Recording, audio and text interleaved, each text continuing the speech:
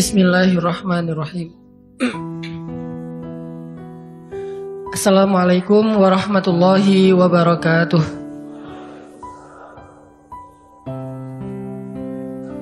Alhamdulillahi alladzi hadana li hadza wa ma kunna linahtadiya laula an hadanallah.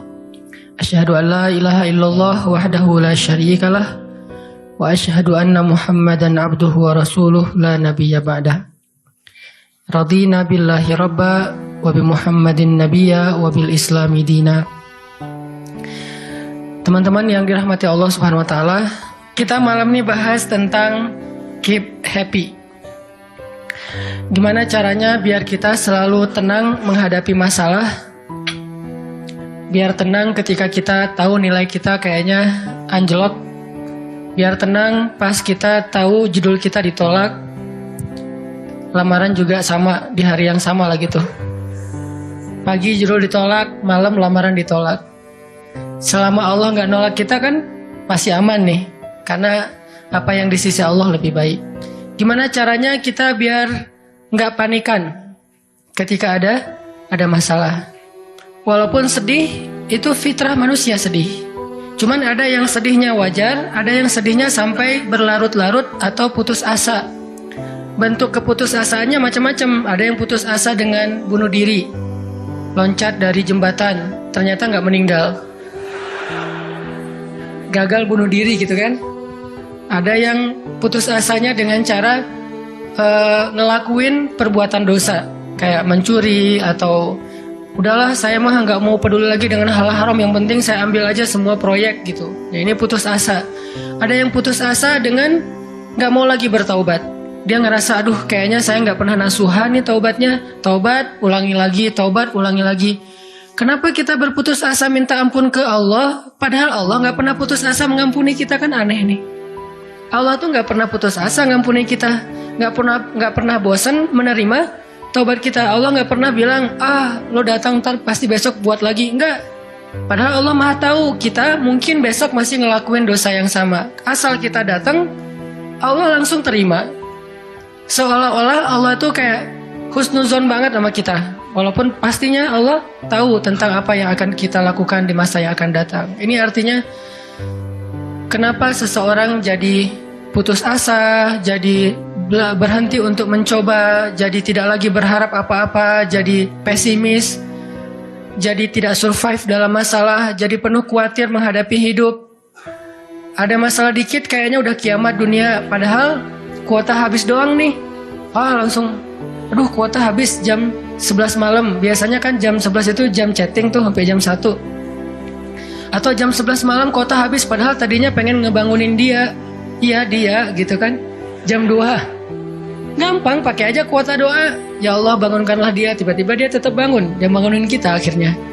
Ini bisa aja terjadi. Yang jelas gimana sih cara biar kita keep happy, tetap bahagia walaupun gak bisa jalan-jalan jauh. Tadinya pengen jalan sama teman-teman, ternyata duitnya gak cukup. Kita lihat teman-teman kerjanya traveling aja, ke Lombok, ke Batu Karas, kerjaannya keliling aja. Dan kita aduh pengen juga ngeliat pantai, misalnya ke gunung touring sama teman-teman, ternyata tapi saya nggak punya motor, saya nggak punya uang, saya nggak punya waktu dan seterusnya. Bisa nggak kita tetap bahagia seperti mereka walaupun nggak ngerasain pengalaman-pengalaman asik seperti yang mereka rasain?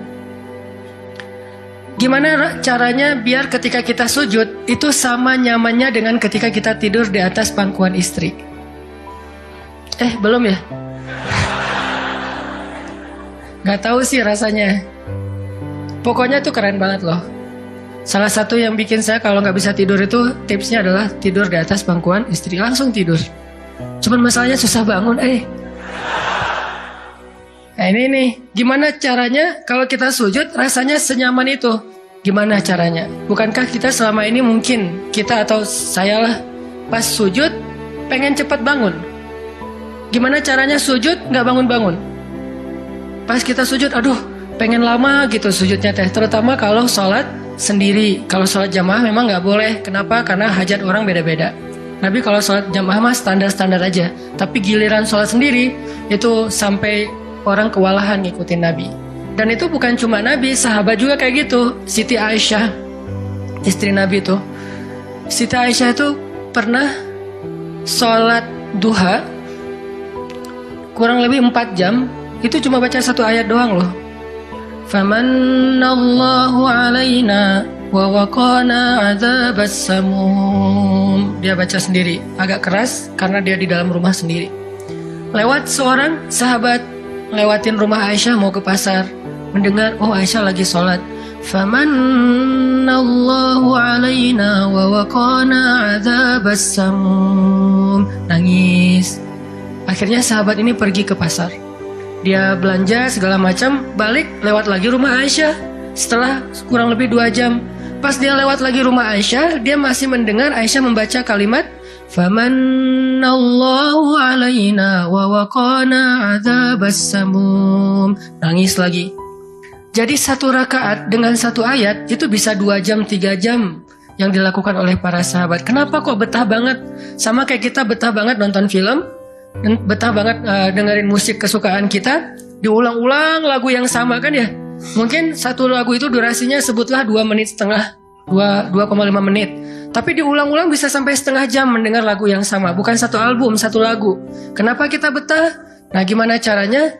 Kita juga dapat kebetahan kayak gitu ketika dengerin bacaan Al-Quran, ketika kita membaca Al-Quran sendiri, ketika kita sholat. Sampai ada istri Nabi sholat sambil ngikat badannya di dinding. Jadi dia bikin tali ke dinding gitu, terus dia ikat badannya, sehingga kalau dia udah gak kuat lagi, dia bersandar dengan ikatan tali di badannya, saking lamanya berdiri sholat. Coba bayangin, berarti kan semalaman tuh. Kalau udah gak kuat, dia berdiri itu sambil badannya keikat di tali. Dan Nabi melihat itu menangis karena melihat kesungguh-sungguhan para sahabat dan sahabiat dalam beribadah kepada Allah. Dan itu bukan paksaan siapapun. Nabi gak pernah maksa kayak gitu. Mereka sendiri berinisiatif. Jadi tutorialnya dibikin sendiri gitu. Saya sholat kalau malam-malam kayak gini jadi agak gak kuat. Atau saya lagi sakit nih, lagi lemas nih, lagi kurang makan. Ya udah deh, agar tetap bisa berdiri, dia ikat tali, dia ikat ke badannya, terus berdirinya kayak orang-orang setengah sadar gitu. Nah ini menunjukkan ada kenikmatan yang luar biasa yang mereka dapetin ketika mereka dekat dengan Allah Subhanahu Wa Taala. Gimana sih caranya biar kita bisa kayak gitu? Gimana caranya kita entertain kita itu adalah zikrullah. Boleh-boleh aja kita entertainnya nonton film, dengerin musik-musik yang positif. Entertain kita mungkin chatting, entertain kita mungkin update status, entertain kita mungkin kepoin mantan misalnya. Boleh-boleh aja selama masih wajar. Tapi bisa nggak entertain kita yang lain itu zikrullah? Dengan mengingat Allah kita jadi terhibur gitu. Dan itu entertain luar biasa pahalanya. Gimana caranya? Ini yang kita pengen belajar malam ini, sehingga kita bisa tetap happy walaupun dalam keadaan tadi akhir bulan, dalam keadaan habis diputusin, dalam keadaan ditolak, dalam keadaan bingung, galau, segala macam termasuk habis pulsa. Tetap bisa happy. Pas telepon, pulsa Anda tidak mencukupi. Masya Allah, gitu. Senyum gitu ya. Bukan, mana nih apa panik. Biasa aja. Nah ini kita perlu belajar. Saya juga merasa butuh mempelajari lagi gimana caranya biar bisa ngerasain itu. Dan nasihatnya bukan dari saya, karena saya juga masih belajar, belum istiqomah amat nih. Tapi nasihatnya dari para ulama yang diambil dari ayat Al-Quran dan hadis-hadis Rasulullah SAW. Nah sebelumnya coba kita perhatiin dulu kisah tentang ketenangan dengan mengingat Allah tuh kayak gimana. Salah satunya ada di surat At-Taubah yang terkenal. A'udzu billahi minasy syaithanir rajim. Illa tansuruhu faqad nasarahu Allah. إذ أخرجه الذين كفروا ثاني اثنين إذ هما في الغار إذ يقول لصاحبه لا تحزن إن الله معنا فأنزل فأنزل الله سكينته عليه وأيده بجنود لم تروها وجعل كلمة الذين كفروا السفلى وكلمة الله هي العليا والله عزيز حكيم. Kalau kalian tidak menolongnya, maka sungguh Allah akan menolongnya. Seperti ketika orang-orang kafir mengeluarkan dia dari kota Mekah pada saat dia menjadi salah satu di antara dua orang yang berdiam di dalam gua, yaitu Gua Thur. Ketika ia berkata kepada sahabatnya, yaitu Abu Bakar, dia di sini siapa? Rasulullah SAW. Ketika dia berkata kepada sahabatnya, La tahzan, innallaha ma'ana. Janganlah kamu khawatir, bersedih, takut, itu sama. Sesungguhnya Allah bersama kita. Maka Allah Subhanahu wa Ta'ala menurunkan rasa ketenangan kepadanya dan menolongnya dengan tentara yang kalian tidak bisa melihat, sehingga Allah menjadikan kalimat orang-orang kafir itu menjadi dikalahkan atau rendah, dan kalimat Allah adalah kalimat yang tinggi, dan Allah Maha Perkasa lagi Maha Bijaksana. Ini kan kata-kata yang paling populer ya, La tahzan, innallaha ma'ana. Tips pertama kalau kita pengen bisa lebih tetap tenang, happy ketika kita dalam tekanan adalah kita tuh emang harus punya sahabat yang selalu mengingatkan kita kepada Allah Subhanahu wa Ta'ala. Sahabat yang mengingatkan kita kepada Allah. Ini yang terjadi kepada Abu Bakar As-Siddiq. Sekelas Abu Bakar yang imannya sampai ke derajat Siddiq, bukan cuma mukmin loh, Siddiqun. Kan ada mukmin, ada muttaqin, ada siddiqin. Ini udah derajatnya siddiq. Arti siddiq itu udah nggak ada lagi keraguan di hatinya. Udah nggak ada lagi masalah sedikit pun. Ketika orang-orang ragu, Abu Bakar tetap yakin. Salah satu kasusnya pas Nabi pulang Isra Mi'raj.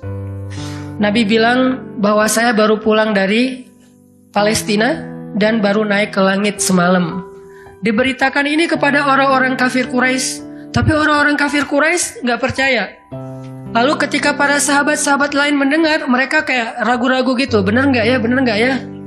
Lalu ketika ditanya kepada Abu Bakar, ya Abu Bakar, lihat tuh teman kamu makin gila aja. Emangnya kenapa, kata Abu Bakar? Dia ngaku-ngaku baru pulang dari dari Palestina. Dia ngaku-ngaku baru pulang dari langit. Katanya Isra dan Mi'raj semalaman, dalam waktu 1 malam. Lalu Abu Bakar bertanya, siapa yang bicara kayak gitu? Dia atau kalian? Kata mereka, Muhammad yang ngomong kayak gitu langsung kepada kami. Kata Abu Bakar, kalau Muhammad yang ngomong kayak gitu, maka benar. Dia nggak mau tanya gimana caranya, berapa lama waktunya, kapan, siapa yang membawa dia. Nggak nanya apapun. Kalau Muhammad yang ngomong, maka itu benar. Ini artinya siddiq, nggak banyak tanya, percaya banget. Kalau ayatnya kayak gitu, udah cukup. Kalau hadisnya kayak gitu, udah cukup. Kalau kata ulama kayak gitu, saya ikut. Nggak ada kenapa kayak gini dan seterusnya, nggak. Ini menunjukkan Abu Bakar itu orang yang sangat luar biasa imannya. Tapi dia tetap manusia.